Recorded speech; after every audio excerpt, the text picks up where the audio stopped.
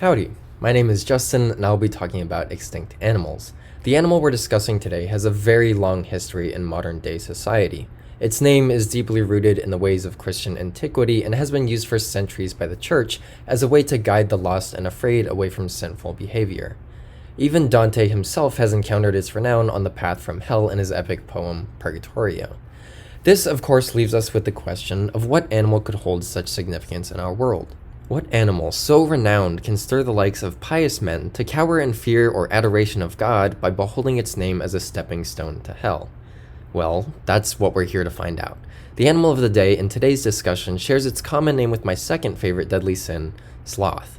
But not just any sloths. Big sloths, specifically known as the giant ground sloth. Now when you imagine a sloth, what probably comes to mind is the cute little dudes we can see pictured here. But the unfortunate fact of the matter is that since the giant ground sloth was considered giant, it was not a cute little dude, but a 12-foot, 4-ton monstrosity that would instead view us as the cute little dudes. But this is not something to fear, as the giant ground sloth, or Megatherium Americanum as it's known through its scientific name, thankfully does not feast on humans. Or any animals, for that matter. The Megatherium species actually held to a strictly vegetarian diet of leaves, fruits, and berries and did not stray away from that commitment as time moved forward. But before we dive fully into learning about the wonder that is the giant ground sloth, we must also understand when and where it once lived and exactly how these factors played into their biology and behavior. The giant ground sloth, or Megatherium, was an animal native to South America, later migrating to North America, and they lived in the time frame from 400,000 to 11,000 years ago. This would place them directly into the Pleistocene epoch in a world with continents that looked relatively similar to our own. But the general world temperature around this time was considered pretty cold and fluctuating regularly. While the area in which Megatherium lived did not see the same glacial freezing as North America or Europe around this time, it was still colder than the world we see today. And as a result, Megatherium actually evolved a thick coat of fur in order to prevent freezing.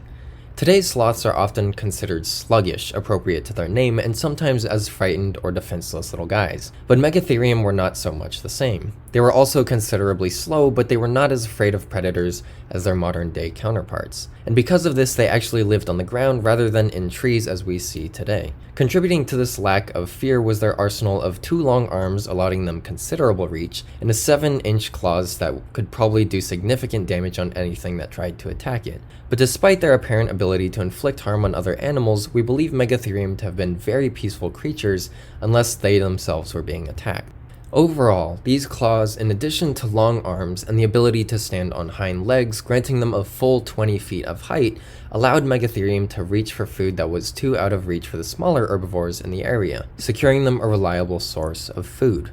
This was especially useful for the wooded areas and grassland areas in which they lived, but these claws did prove to be a hindrance in some ways as they could not walk on the flats of their feet due to how uncomfortable their claws would make it. This resulted in Megatherium resting their weight on the sides of their round feet when they walked rather than on their flats. Now, as for their genetic line, Megatherium descended from the broad family of giant sloths that evolved around 35 million years ago, but the Megatherium themselves only evolved around 400,000 years ago and disappeared 11,000 years ago. But contrary to popular belief, Megatherium are not actually related to sloths we see today, or at least not all of them.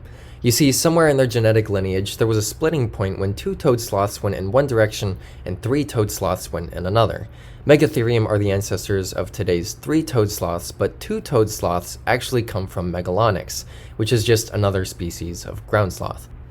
And in addition to the shocking news, sloths are actually related to armadillos and anteaters, as the Megatherium was in the suborder Xenarthra, just like the ancestral relatives of armadillos and anteaters. As time moved forward and new life began to evolve alongside these magnificent beasts, it was only a matter of time before humans came into the picture. And as we know, with the introduction of humans, there was only one expedition left for the Megatherium to explore: extinction. We are not sure what the definitive cause of Megatherium Americanum's extinction was, but we do know that as humans evolved and hunting became a field in which they dominated, many species began to go extinct, and it appears that Megatherium may have fallen to the same fate. Despite this tragic outcome, whether they be big enough to instill the fear of God in us or small enough that we could put them in our pocket at the zoo, please don't let any more sloths die. They are far too cute to go extinct, and many of these guys are far too slow to fight the modern causes of extinction. It's up to us to try and heal the earth where we can, even if it's just in our own backyard. So remember to always fight for the little guys that can't fight for themselves. Reuse, reduce, and please refrain from kidnapping little animals at the zoo. Thank you for listening.